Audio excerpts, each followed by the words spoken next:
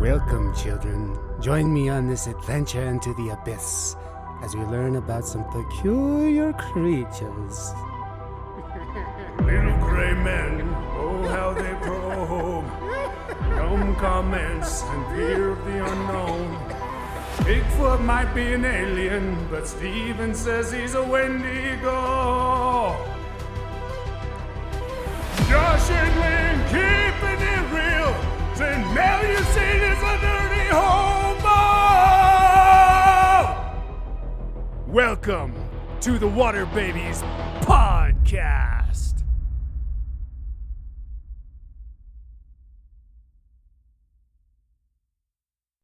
And that was Ringworms Invading My Mind. Small Supernovas by Bob.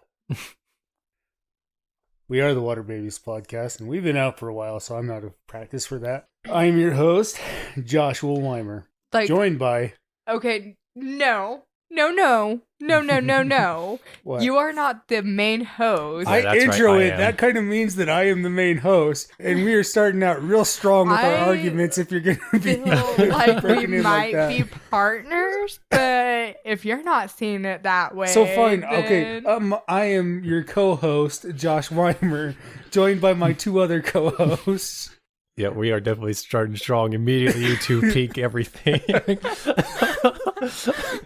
I am the main co-host, Lindsay Weimer. Oh, we didn't talk about any of this.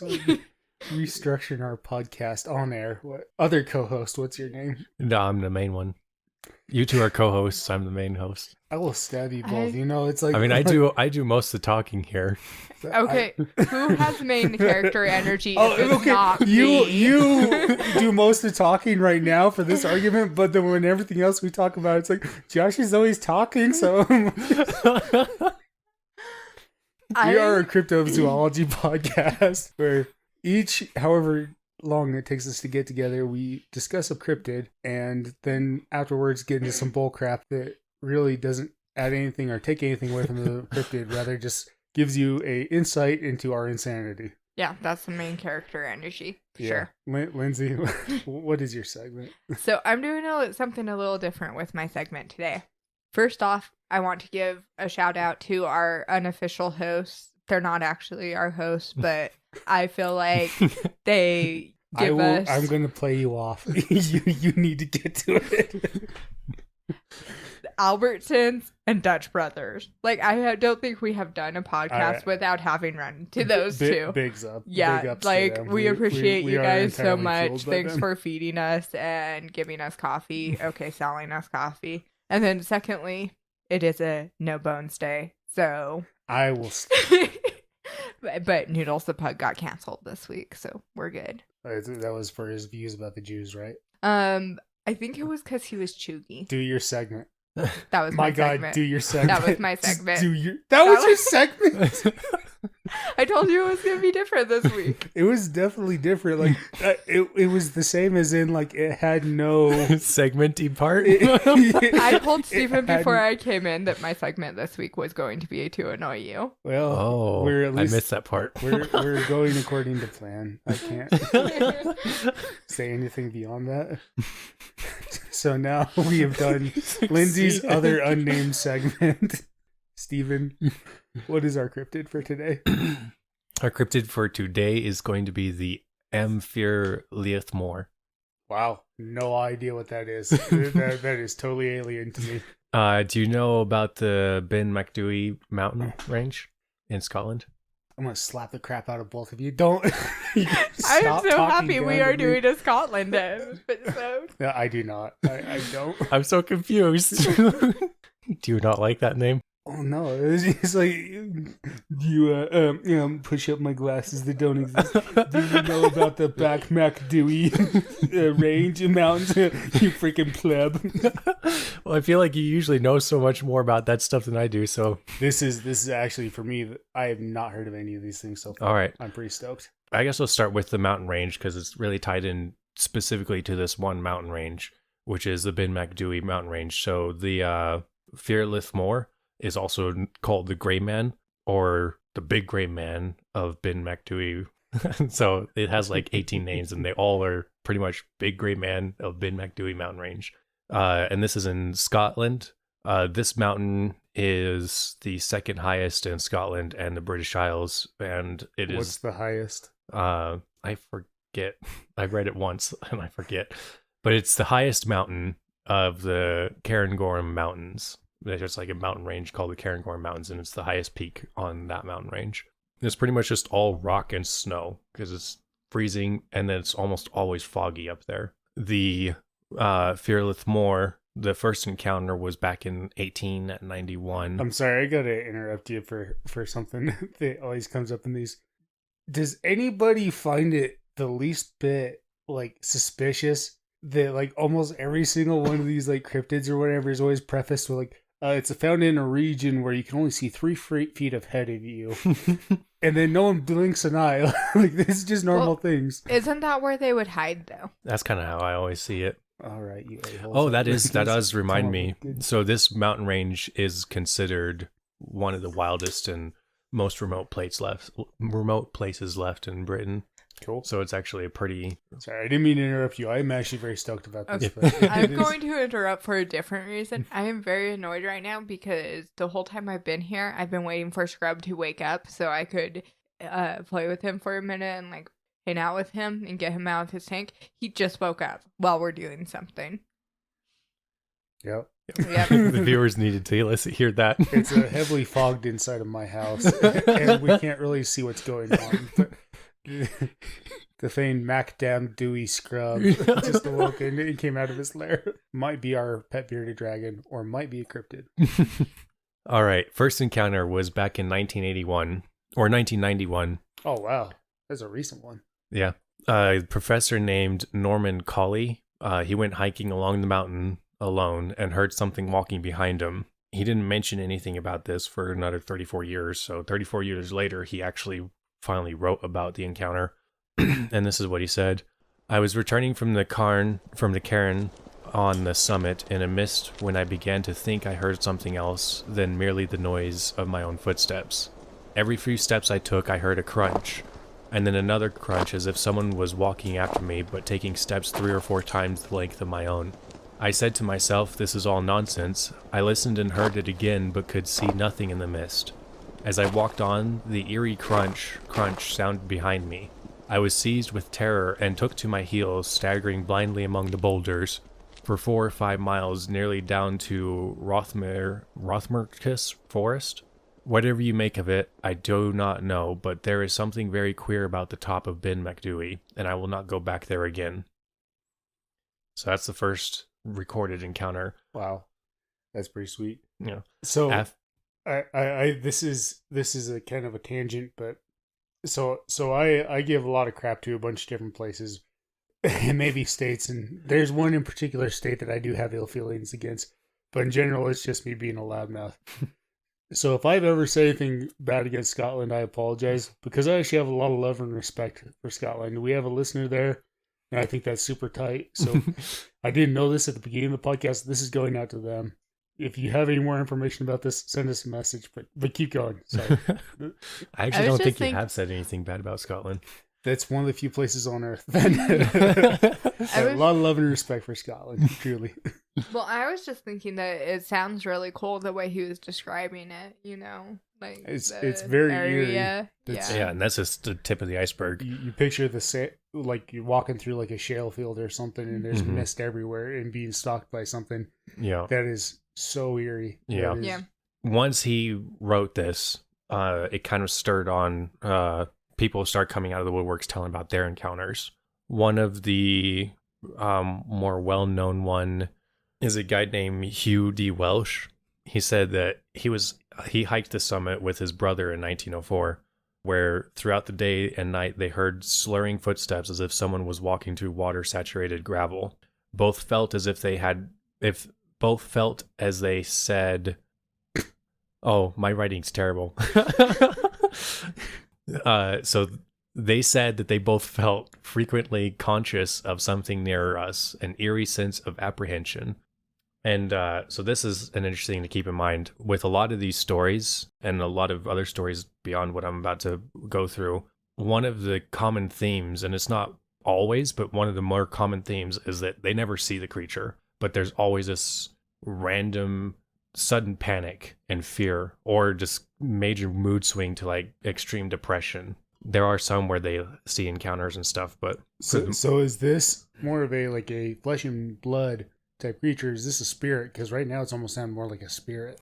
I don't know. I guess that'd be up to you guys to find out, because that's one of the things I was going to ask you after I go through these stories, is what you guys think it is. Huh. Because some people call it like the Scottish Yeti, and then other people say that it's more demonic, or other people say it's in like otherworldly or whatever. There's so many weird aspects to it. It's one of the more mysterious ones that I've seen, because there isn't really a hard "this is what it is." So I'm going to go through a few of these stories. The author of the 39 Steps, John Buchan, was walking in 1910 through a wood of pine trees on the Alps in Bavaria, which I believe is close to there. No, it's in Germany. Oh, it is? Yeah. Okay. There were a couple where they'd spread out, but for the most part, most of these encounters are specifically on this place. And that's what another part of the intrigue, because some, like, they had encounters that weren't like in the mountain or on the mountain. They had them like somewhere else, and then they were like suddenly more visible. Like they saw this big giant creature with talons and stuff, and just weird things, but they didn't really. They almost just sounded like something completely different, but they had tied it to the Fear Liath Mor. Wow. But anyway, so this guy, his story was interesting. So he was walking through the Alps with another local forester, and then suddenly both of them were overcome at the same instant by a feeling of panic. Neither of them spoke, but they ran together down to the valley below, where they collapsed from exertion. In 1945, Peter Densham was participating in rescue work in the Carringmore Mountains during World War II. One day, he reported hearing strange noises, mist closing in on his location and increasing pressure around his neck. He fled before seeing anything concrete. Climber Richard Freer, this is one of the more popular ones too, wrote about his sense of a presence, utterly abstract but intensely real, on the mountain, and heard an intensely high singing note. A few years later, in 1948, Freer also presented the encounter of a mutual friend who wished to remain anonymous, who decided to spend a night camping on the top of the mountain in 1940. In his tent near the Carine, he began to suffer a feeling of morbidity and a sense of unreality, but finally fell asleep. He woke up with the moonlight shining through a gap into his tent, and suddenly realized that he could see something brownish between himself and the moon. Horrified, he froze and waited for the thing to move away. When it did, he looked out into the brilliant moonlight and saw a large brown creature swaggering away down the mountainside. He said the creature had an air of insolent strength about it. Incredibly, he estimated the height of the thing to be 20 feet and described it as having an erect posture, broad shoulders, and a tapering waist. That one was really interesting because did you say that was in 1940? Yeah.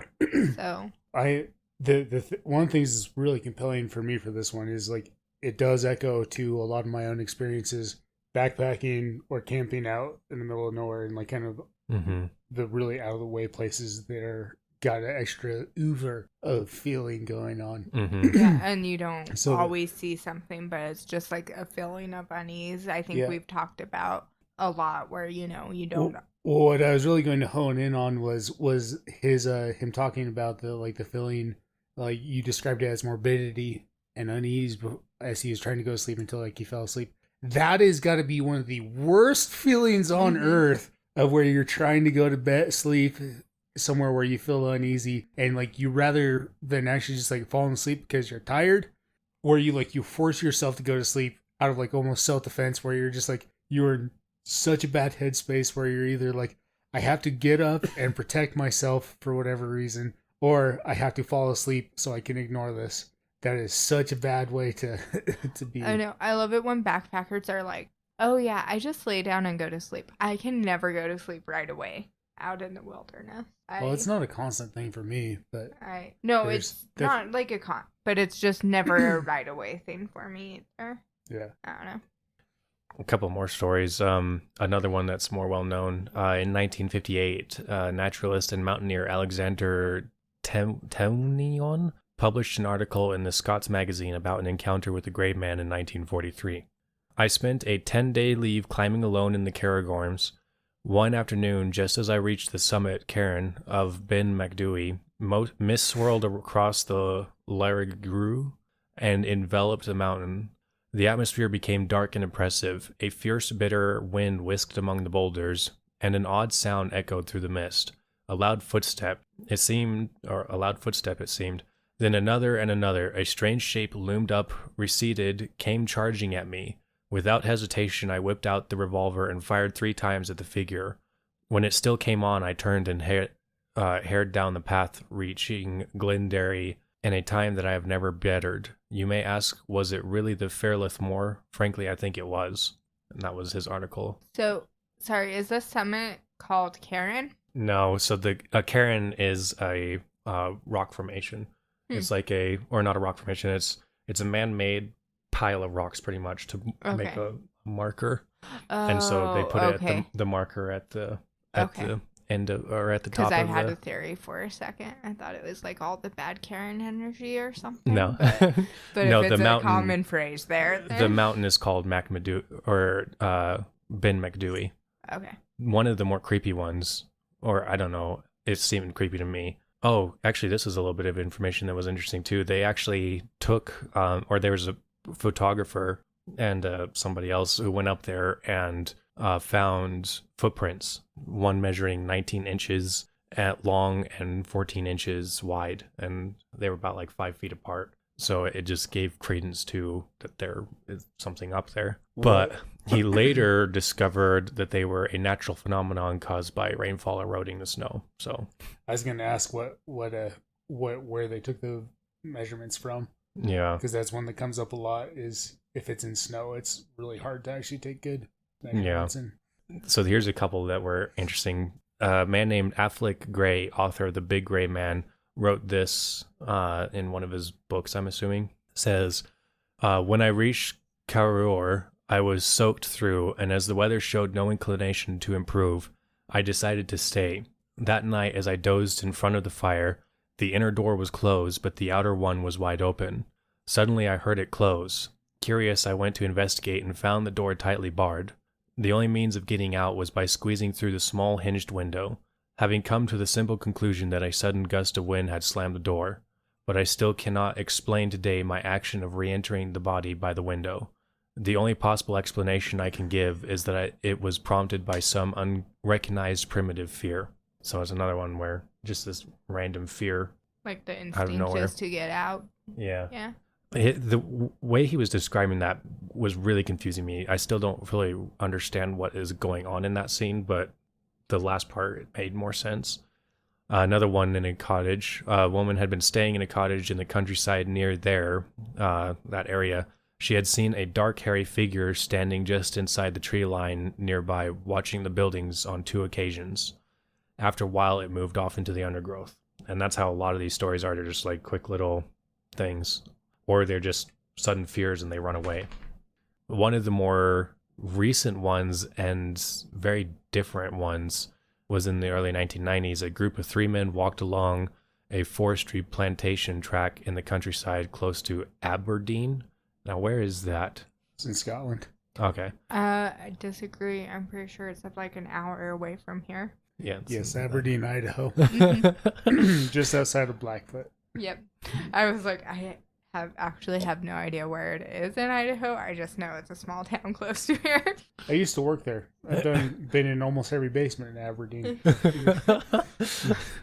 Didn't you feel like a big sense of doom when you were there? Actually, I loved Aberdeen. Oh, really? It was like it was one of my favorite small towns I've ever been into. Like, I liked it more than Manan. Oh, wow. See, this Probably is because why there's less Mormons there. Mormon burn. This is why I asked if you knew the mountain of Macdui. Because he worked in Aberdeen, Yeah, Idaho. no, because you just know all this stuff. Oh. Like, where is Aberdeen? It's in Scotland. Oh, there's also Aberdeen, Idaho. I think that Aberdeen is actually there. I think it's one of those places where there's an Aberdeen in every single state in the United States too. Oh, really? But it's also a major city in Scotland. Oh, okay. Well, anyway, so one of them saw a dark human-shaped figure run from the left of the track to the right about 200 yards ahead. He felt a sense of terror and foreboding. His friends had not seen the creature, but when they looked ahead, they saw a face looking at them from between the branches. A face which was, as they said, human but not human. One man threw a stone at it, and it disappeared into the trees. A few weeks after this The encounter... face or the stone disappeared into the trees? Yeah, I'm assuming the face. I mean, the stone probably definitely... Less impressive if it's the stone. I It was threw the it... craziest thing, man. I threw the stone and it just disappeared into the trees like nothing I've seen before. I don't know if you throw stones at trees very often, but that was... Usually they come back around and hit me in the head. Anyways, Sixth rule. a few weeks after this encounter, the trio were driving towards Torfins near Aberdeen when their car was pursued by the very same type of creature. They reported this dark, tall being running alongside their car as they drove at a close to 45 miles per hour. Eventually, it gave up the chase and simply stood in the middle of the road and peered after the car. So that's one where it's so different that I'm like, I would almost say that's just a different cryptid. I don't know why they tie it to Same area, same oeuvre, same feeling around it, probably. Have you guys heard of the uncanny valley? It's a mental state, right? Rather than it's the feeling of fear when you see something that looks human but is not human. Isn't So, it like, specifically applied to like animatronics and cartoons and things like that? That makes sense. Mannequins, hyper-realistic dolls. So whenever you say a face that looks human and not human, but not quite human, I always think of that because it's like, what if the reason we're afraid of these things, like mannequins, is because there is something out there that makes us feel afraid, you know? I don't know. I always just find that interesting. Yeah. What did you say that the syndrome was? Uncanny valley. It's like the area that lays between human and not human. I think it's actually to describe a chart, right? Yeah, Where- it's Oh, okay. because there's the cartoons that look very cartoonish, and that's supposed to represent a human, but it doesn't look human enough. And there are people that are afraid of that? Well, like, I don't know, when you see like a mannequin or a doll that looks pretty realistic, does it ever make you feel a little uncomfortable? Well, I think it's more than that. I think where I hear most related to practically is like how much you relate to something. Did you ever watch Beowulf? There's like a CGI cartoon basically. Yeah, I've know of it, but I've never seen it. It was almost hyper realistic, where it was actually where it was like they tried to make it so realistic, but it like ended up actually taking away from the movie because it was so like similar. But there is this like once you like anthropomorphize something to the point it becomes actually unrelatable because it's close enough but not quite right. But then you go to the other extreme where it's like Lindsay was saying, like a cartoon that is meant to be human but is not very human, like Simpsons, somehow makes it more relatable and easier to tolerate. Is what I hear applied to the most. I know that like I don't think that's what we're talking about here. Okay. No, I'm just saying the human but not quite human face kind of reminded me of it. So what are your guys's what do you I would say first, what do you think that it could possibly be? So this is one of the most interesting ones to me because it does harken back to so many of my own experiences in the wilderness that I find it completely compelling. And it does boil back to like a lot of, because of that, it boils down to a lot of my own experiences of me trying to explain stuff away versus what it actually could be. So I am very torn right now as to, is it your own mind playing with you, and because you're in this like weird isolation area and it is somewhere where the visibility is limited. It is a very your mind eerie plays place. trick on you. Yeah. Or is it actually something there? And that is one of the biggest things that makes me super curious about these is my own experiences. They're just not quite right. One of the more common ones too, which I already went through with some of those stories, is where they hear the footsteps. And I actually missed one of them, but there's another story where they hear the footsteps, or they hear, it sounds like something is walking behind them, but it's not keeping up with their own pace, or it's like very off from what their own footsteps are. So it it's makes not like an echo or anything. Yeah, like that. exactly. Yeah. Well, and it almost sounds more paranormal or extraterrestrial than like an actual creature. like an actual cryptid, because Yeah. When they It's- have described it, it's usually just like it sounds like a Scottish rock yeti or something. yeah, Some gray furry big thing. Right. right. But And like is the it- fillings that's- of but bread usually- and everything that come with it. Yeah, It's it's exactly. And in my experience, or from what I've noticed with a lot of these kind of things, is if there's a feeling of dread and terror that suddenly accompanies the creature, it usually is in the paranormal realm. Right. Which is where I lean to with this, is I would much less flesh and bones, way more Well, especially supernatural. Yeah. because there's far less sightings, like actual sightings, and a lot more of hearing and feeling things. Yeah. Yeah.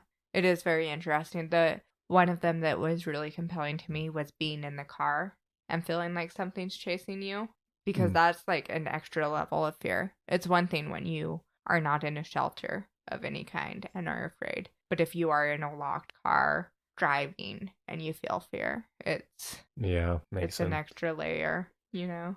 Yeah. Well, I think, one of the things with the car, that, like, for me at least, it's a lot more common that these weird fears come on, because when you're in a car, it's like your world only exists during the night, at least. Your world only exists in your high beams. What's in front of you in that Yeah. like small area. So even like what is in your back seat is alien and kind of weird. And so that is a super common one for me, driving around, like especially back roads with like lots of twists and turns, Mhm. where like there's all this, like there could be something right behind me, or just like something saw me on this side of a curve and now I'm on the other side of the curve and it cut across and it could be right there out my door side, and I wouldn't really be able to tell till it was right there, because my world right now exists in the 40 feet ahead of me that my headlamps can illuminate. Yeah. So that one, that's another weird one.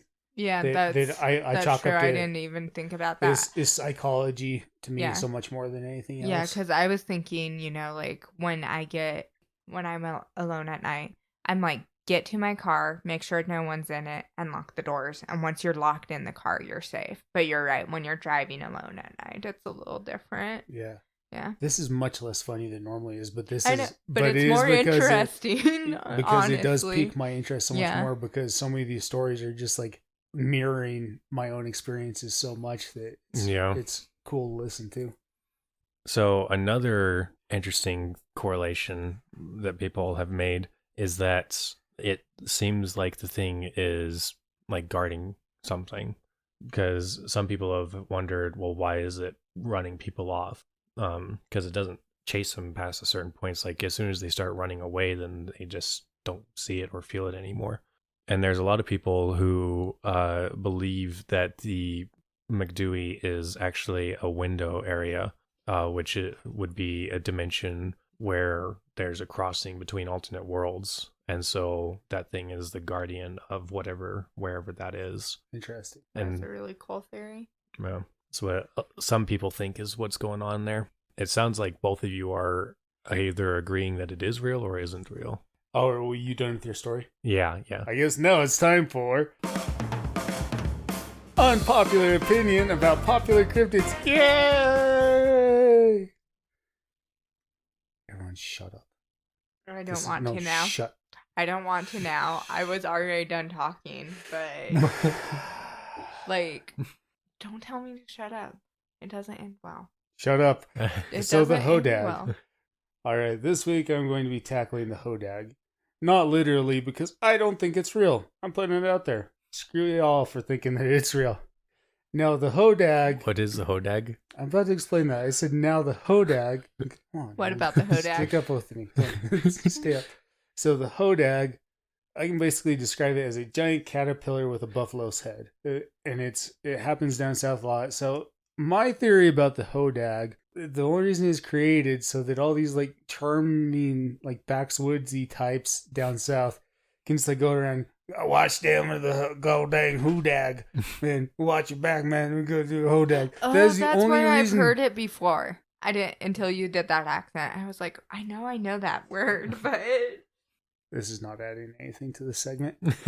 So once we get into the realm of creating things just to further our own charm, we are really in dangerous area.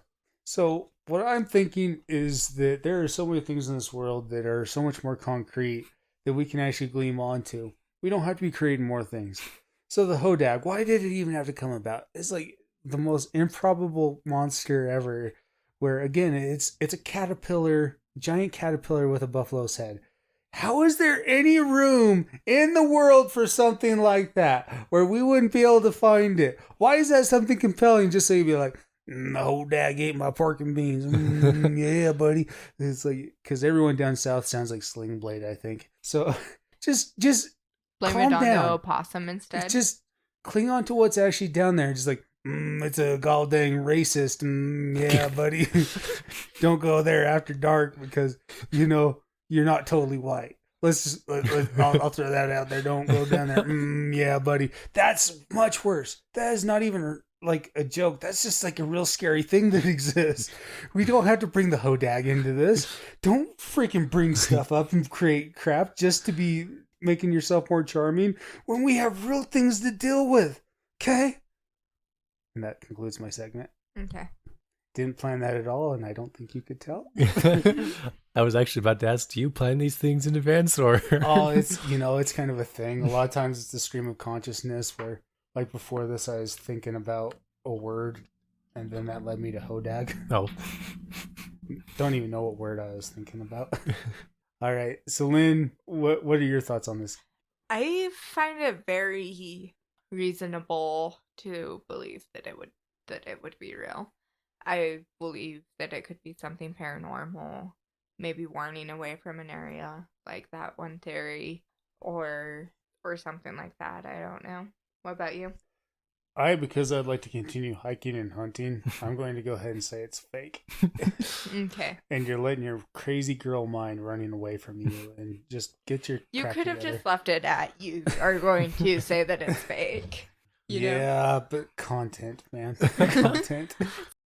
But So I am not a believer in the paranormal. So one thing I'm always super curious when people talk about it being a spirit. You said a spirit of past. Do you mean like of a human that used to be there, or of an entity, or do you think it's actually something just like totally otherworldly that is now inhabiting that land, like something that was never flesh and blood? It was always just a spirit. That's Yes. always makes me curious when people talk about the Yes. paranormal. all of this, it could be any of this. But I specifically, when I said a past spirit, was a person that died and spirit is still there. But I'm gonna be honest, I don't know the history of Scotland before it was colonized, but there can be protective measures put in place from hundreds of years ago that are still in place. Okay, stop. Wait, what? It's humorous, everything that was going on, because Scotland's actually history. Keep going. I'm sorry. I don't know the history of Scotland is what Yeah. I'm saying. Well, obviously, you referenced 100 years ago, where hundreds of years ago they would have been. But so I guess my theory on this, which is what I tell myself as I grip my backpack as Sorry, shoulder what was straps. that? I don't know.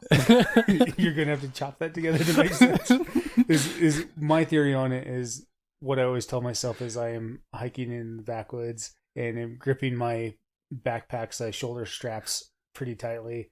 Is that it's the eeriness of I'm used to there always being all this external stimuli of cars and things like that, to where basically my mind is playing tricks on me. Though it's going on. So that is my theory of it, is it's not as much as there's actually something there. It is your mind saying that there should be something there, and the fact that you cannot see exactly what is going on, that vast void that is in that, makes you feel uneasy and allows a lot of tricks to be played on you.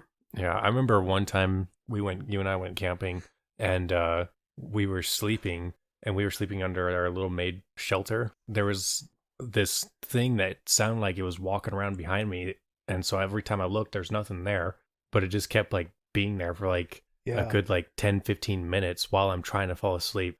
And then suddenly it sounded like it just made a mad dash for me. And like without even thinking, I grabbed my my machete and just swung it at the ground and like stuck it into a tree like trunk thing, and there was like just nothing there. And I'm like, I totally was like, oh crap, there it is. Right.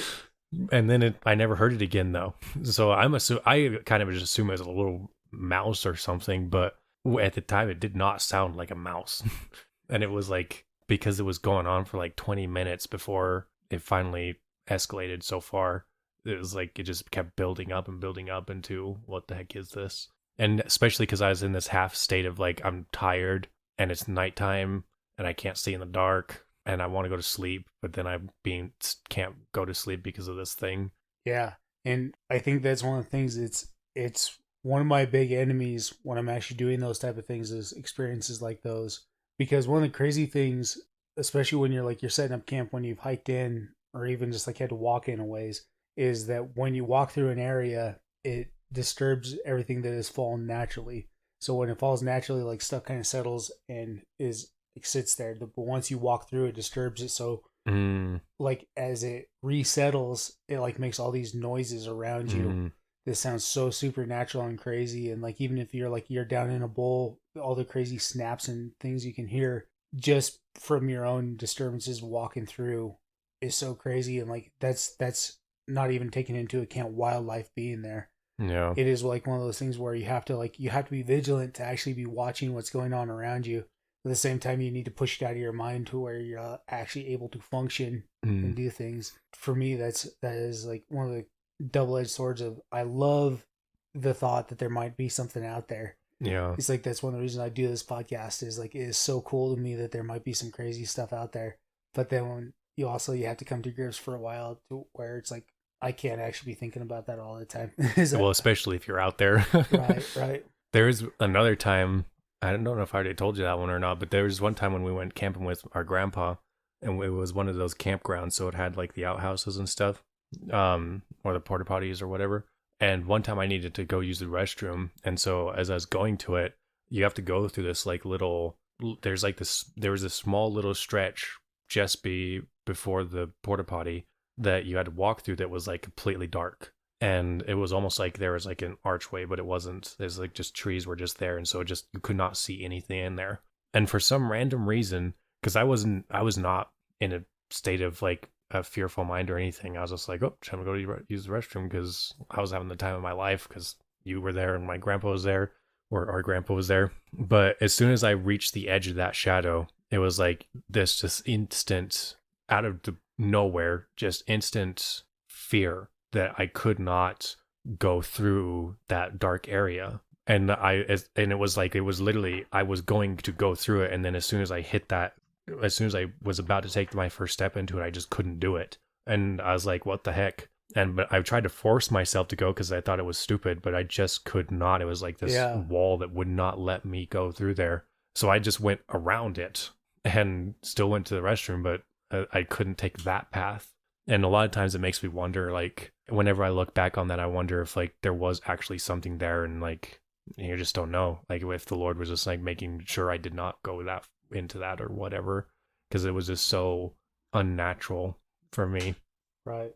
Then the other thing is, if it was just sometimes I wonder if it was just my mind being dumb, but it seemed just so intense to be just my mind playing tricks on me. Right. Yeah. Do you ever have that and then later you realize it was just your mind playing tricks on you? Yeah. Oh yeah. Like, so a little bit more about my background is I've worked as a plumber in HVAC for 3 or 4 years. So in doing that, there's like all sorts of like crawl spaces and weird abandoned areas that you have to go into. They're just like dark and unhospitable. Sometimes they'll have leaks in them that make them, where they're actually like filled with raw sewage or even just like mud. And there's always like spiders or snakes and things like that, to convince yourself to go in there. It's like you actually have to overcome like a visceral thing. It gets easier the further you get in, and I get this sometimes even just hiking or doing things outdoors, is where you reach a point where like you feel this like thing on the back of your head. It's always like the back of my head that's just like, it feels like there's literally a hand holding me back from going any further. And you have to go like totally mind over matter, where you're just like, I have to go down this hole. I have to do whatever.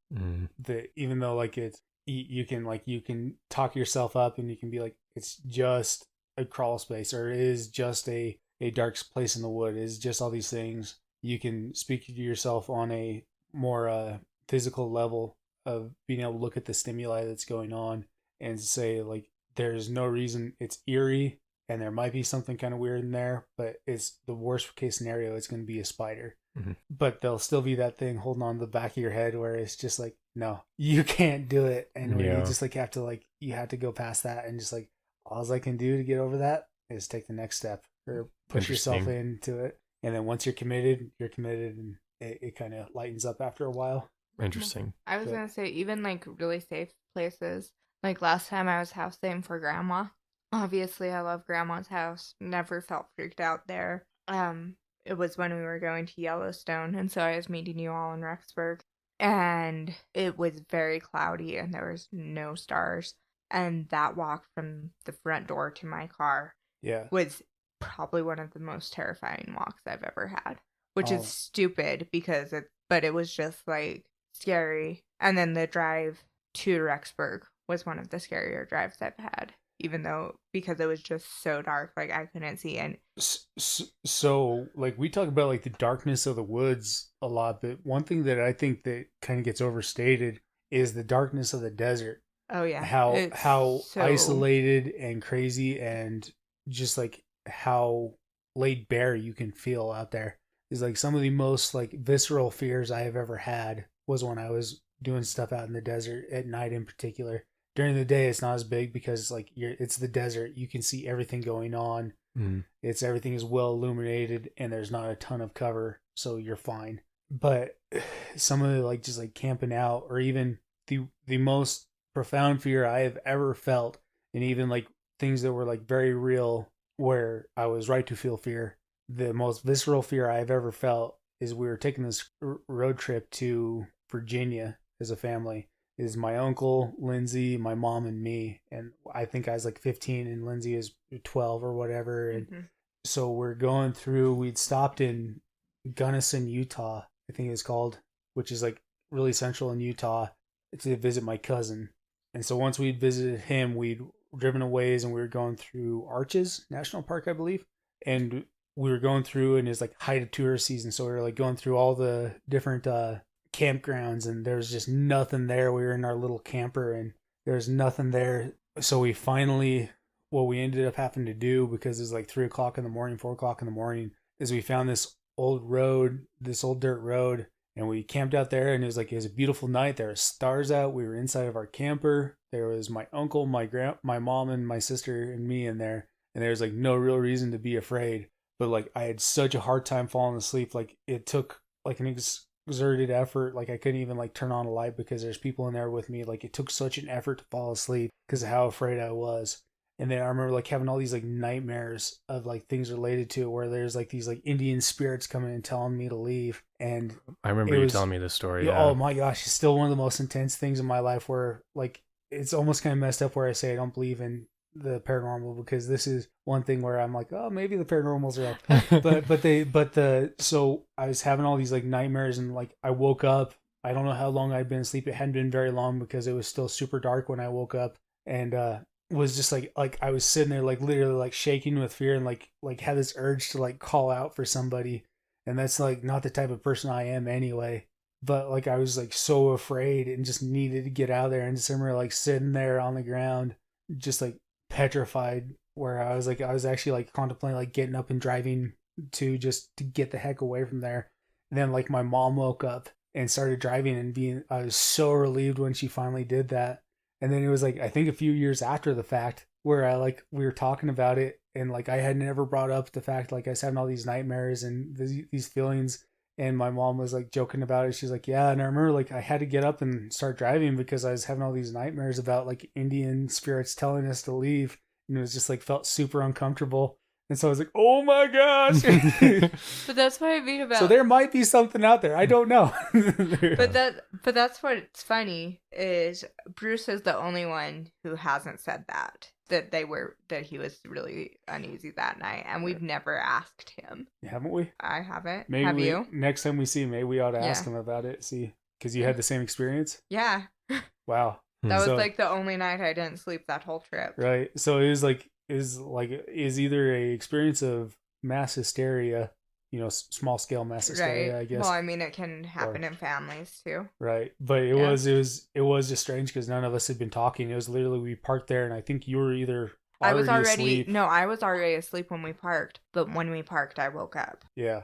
and Yeah. No, that was weird. So yeah, so as much as I've just even for playing devil's advocate for this, saying that it's probably nothing, I can actually I'll go ahead and I'll throw my hat in the ring of saying that there might be something paranormal out there that lives out there, lives in the woods, lives up in the mountains. That I don't know. I've heard theories about spirits that feed off of our fear, and that's almost what it feels like because you almost never you never hear anything about anything coming from these experiences other than people needing to hightail it out there. It's not like they really ever get attacked. Mhm. It is always just like they get freaked out and then they leave and it gets better.